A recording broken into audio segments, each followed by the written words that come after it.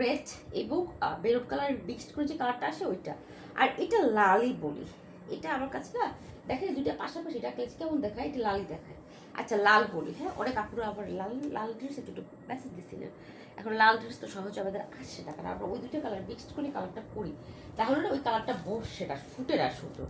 আচ্ছা এই হচ্ছে আপনার লাল কালার, সাথে আছে অরেঞ্জ কালার কম্বিনেশন।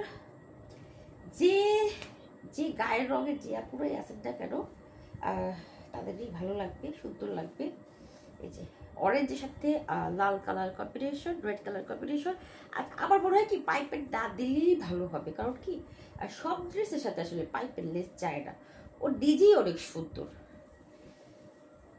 ও নিজেই অনেক সুন্দর। এই যখন আপনার জুলাই আগস্ট মাসে যে গরমটা পড়ে, সেই গরমে এই ড্রেস আপনি একদিন পরে আপনি শেষ, আপনার এভরিডে ওয়াশ করতে হবে।